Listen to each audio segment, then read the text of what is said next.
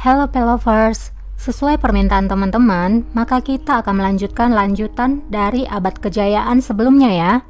Namun sebelum kita lanjut ke cerita Qasem, perlu teman-teman ketahui, pemerintahan Selim tidak ditayangkan.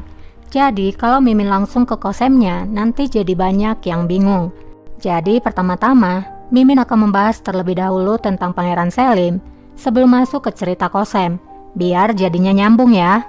Sekarang, Selim adalah Sultan ke-11 dari Utsmaniyah. Selim meninggal di usia 50 tahun pada tahun 1574. Jadi masa pemerintahannya hanya 8 tahun saja, dari tahun 1566 sampai 1574. Berbeda dengan ayahnya, Sultan Sulaiman, dia memerintah selama 46 tahun, dari tahun 1520 sampai 1566.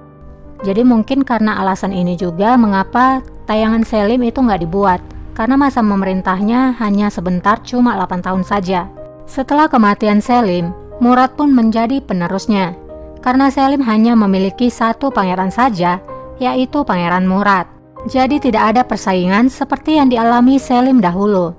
Karena Murad telah menjadi seorang sultan, maka Nurbanu pun berhasil mendapatkan gelar Valide Sultan. Nurbanu pun meninggal pada tanggal 7 Desember 1583 di usia ke-58 tahun. Jadi Selim terlebih dahulu meninggal dunia ya. Murad memerintah dari tahun 1574 sampai 1595 selama 21 tahun. Murad memiliki banyak selir, berbeda dengan ayahnya Selim, di mana selir pertamanya adalah Safiye Sultan, dan dia juga memiliki 6 selir lainnya. Dari Safiye, ia memiliki pangeran bernama Mehmet, dan karena Murad memiliki banyak selir, itu artinya dia pun memiliki banyak pangeran yang dilahirkan oleh selir-selirnya.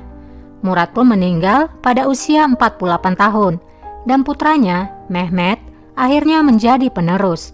Dengan begitu, Safiye pun naik menjadi Valide Sultan. Sekarang, kita pun akan masuk ke dalam ceritanya, di mana Safiye telah menjadi Valide Sultan, dan anaknya, Mehmet yang memerintah. Ben Ahmet. Di scene awal, kita melihat seorang anak kecil. Seorang anak yang bercerita tentang hidupnya. Ia bernama Ahmet. Dia adalah putra dari Pangeran Mehmet. Dan ibunya bernama Handan Sultan. Sultan Mehmet'ten olma. Selama ini ia hidup di Manisa bersama ayahnya. Hidupnya penuh dengan ketenangan, cinta, dan kedamaian. Kemudian, kini ia terlihat berjalan di lorong istana. Dia telah dibawa ke ibu kota karena ayahnya, Sultan Mehmet, telah naik tahta. Manisa'da büyük bir sevgi, Ahmet pun melihat banyak orang menangis di lorong istana. sükunet ve huzurla geçti. Sonra cihanın başkenti. Ketika ia sampai di harem, ia juga melihat pemandangan yang sama. Jerit tangisan kesedihan di sana. Ia pun terlihat ikut bersedih, meski ia tidak mengerti. Mutlu bir gün dedim.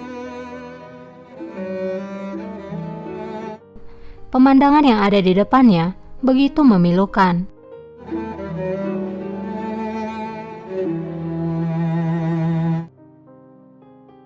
Kini Ahmet pun bersama kakaknya Mahmud.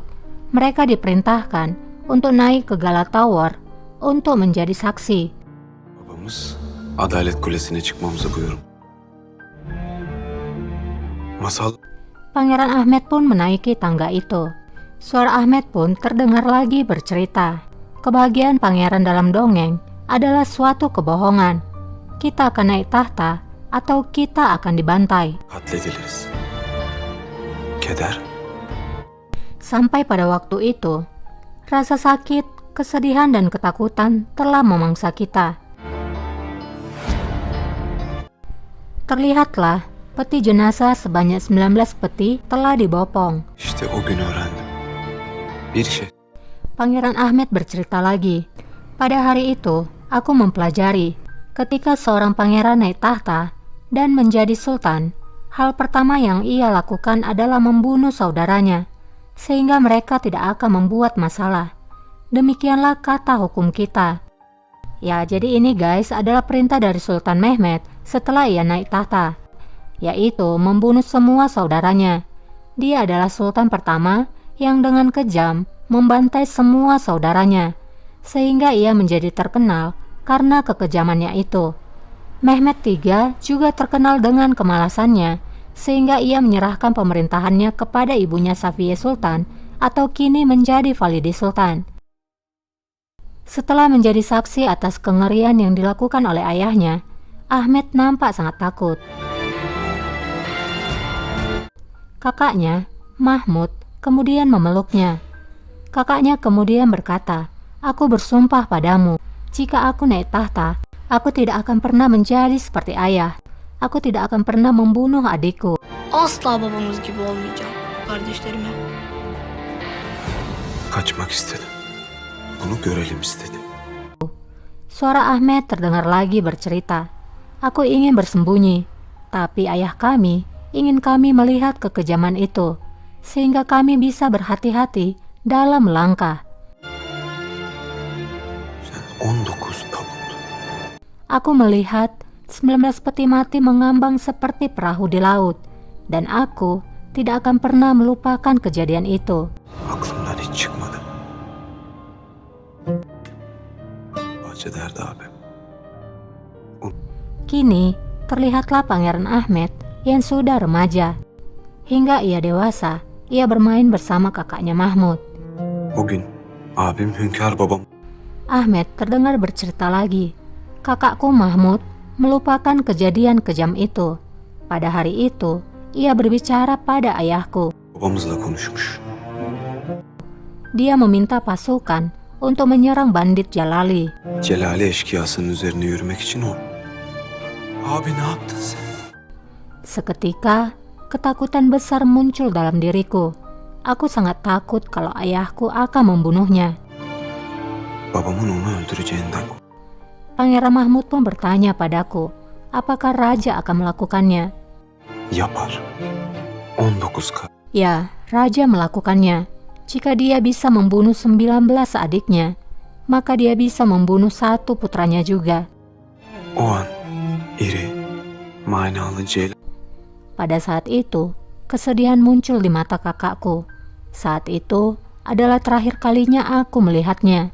bu anın onun son görüşüm oldu.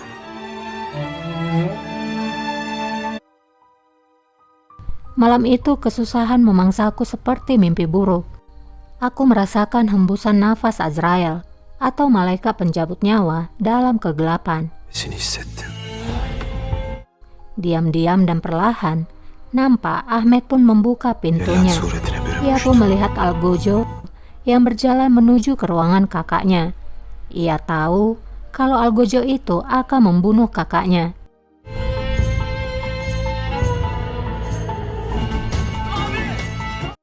Ia pun berlari sambil memanggil kakaknya. Namun, ia ditahan oleh Algojo itu. Metan, Ia pun melihat dengan matanya sendiri, kakaknya dieksekusi pada malam itu. abime kıydı. Yansın dünya, Mega. Ahmed kembali bercerita, "Aku sangat terpukul. Aku tidak peduli meskipun seluruh dunia hancur berkeping-keping. Aku Ahmed. Aku menyadari pada hari itu, rasa sakit terbesar di hatiku adalah rasa sakit karena kehilangan saudara kandungku." Ahmet. Acı. Kardeş acısıdır. Ya ampun guys, jujur ini Mimin baru pertama kali nonton ya. Dan masih di awal cerita, udah seseram ini. Lebih seram dari film horor ya. Sangat mengerikan. Kejamnya Sultan Sulaiman, rupanya ada yang lebih parah. Dan ini nggak pantas disebut sebagai manusia. Mahmud hanya meminta tentara, dan itu pun meminta izin dahulu. Namun langsung dibinasakan oleh ayahnya sendiri. Sangat kejam. Tidak ada maaf. Pantas terkenal yang paling kejam ya. Nggak kebayang jadi Ahmed. Dari kecil sudah melihat pembantaian, sampai ia tumbuh, ia juga melihat pembantaian. Pembantaian saudara kandungnya sendiri. Gimana mentalnya dia itu ya? Hidupnya penuh dengan tekanan dan ketakutan. Setiap hari dibayangi oleh kematian. Maaf kalau Mimin terbawa perasaan ya, soalnya baru pertama kali lihat.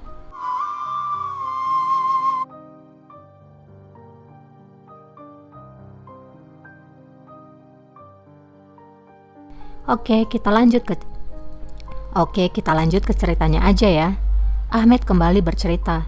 Aku menghabiskan 3 bulan